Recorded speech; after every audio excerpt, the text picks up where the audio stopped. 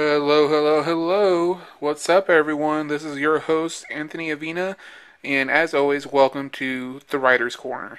This week's podcast is going to continue where we left off last week, and that is with a reading of my latest novella, Void, the contemporary romance slash drama that takes place in Los Angeles, California.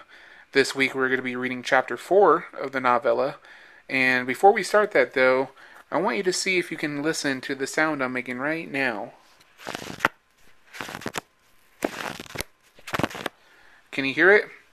If not, or if you happen to guess correctly, you may have said that that is the sound of a book. That is because you guys can't obviously see it, but I am holding a physical copy of my book Void right now in my hand. I am super excited to be holding this in my hand. I'm flipping through the pages that I wrote. I spent months and months writing this, and I'm so happy to be holding a physical copy in my hand. The best part of it, though, is that this copy that I'm holding could be in your hands. I'm going to be creating either a contest or a giveaway of some sort within the next week, and the contest may end after the launch of the book. But the whole point of it is that I want to give you guys a copy of my novella, Void. So there will be two different giveaways in the next few weeks. One is going to be for an ebook giveaway, which is pretty much either a PDF format or a Mobi format file that is my book in its final format. However, if you would prefer a physical copy that I would personally sign, I'm going to be doing a giveaway slash contest for that as well.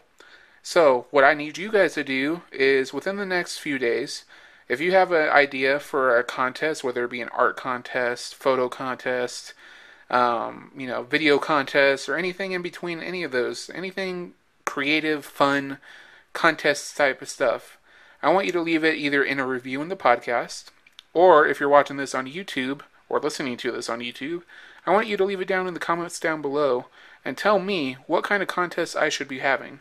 Again, I would sign the physical copy of Void, and I have a mobile version, like a ebook format version of the book to give away as well.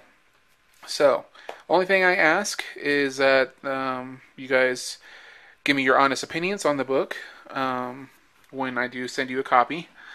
And all I care about is your honesty. I really just want you guys to enjoy this. I put a lot of my heart and soul into this. This is my first contemporary romance drama, so I hope you'll enjoy it as much as I enjoyed writing it. So, I hope you guys don't mind this little pause, but I'm going to be vlogging a little portion of my reading. So, there we go. I have my selfie stick out, so excuse the interruption, guys. But, Void, my novella. You guys can't see it, but you'll be able to see it in the vlog I post right now. But I'm holding the copy in my hand, and it's one of the most rewarding feelings that I, as an author, have ever felt.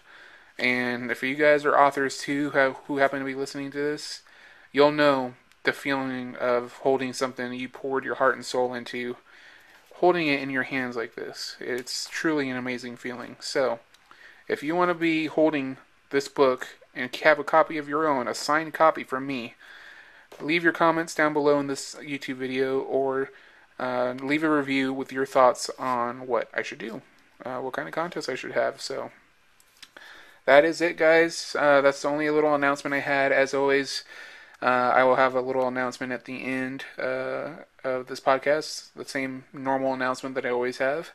And today we're going to be reading chapter 4 of Void. So without further ado, here it is, chapter 4 of Void. Pamela arrived at her apartment in LA an hour after hanging out with her friends, carrying some takeout Chinese food and a 6-pack of beer for her father. The 25-year-old woman quickly set the bags down on the kitchen table before her loving golden retriever Clark knocked her down. Easy, boy, easy now. You don't want to wake Grandpa up yet, do you? Pamela asked. Clark was 4 years old and spotted a reddish golden fur coat that glimmered like a fire in the light of the sun. He wagged his bushy tail as she walked in, but remained silent so as not to wake Pamela's father. Clark had been named after her favorite comic book character, Superman, and had become sort of a guardian to her. Pamela lived in the 2-bedroom apartment with her father, Ricky Jenkins, a 48-year-old out-of-work paramedic and full-time alcoholic. Ricky was short, stout, and balding, often sporting stained wife beaters and underwear at home, and the same pair of ragged beige pants and brown t-shirts out of the house. Ricky spent his days watching TV and getting blinding drunk.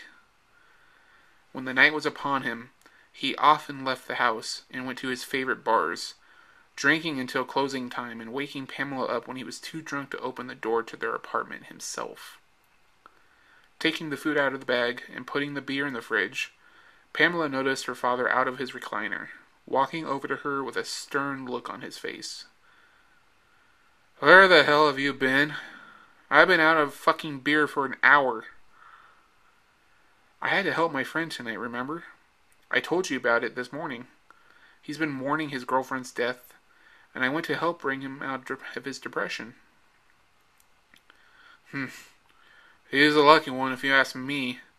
He gets to live in a bachelor's paradise with all that hot tail running around the city. He should be out celebrating, not mourning. He's a free man now." "Dad, that's a horrible thing to say." "Yeah, what are you going to do about it? It's still a free country last time I checked, or did the damn government go to hell when I passed out this morning?" "You have that right still, Dad. Just like I have the right to leave you here by yourself and get a place of my own if you don't stop talking to me like that." "Fine, go ahead. Leave if you want. Leave just like your mother left us all those years ago.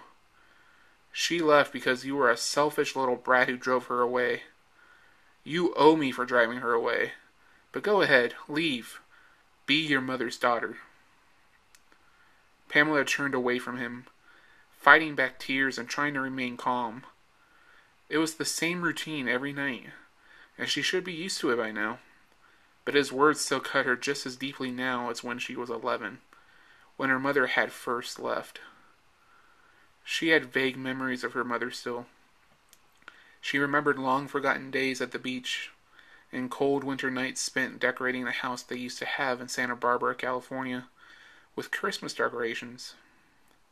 However, her face became fuzzier every day, and soon it would be gone from her mind altogether.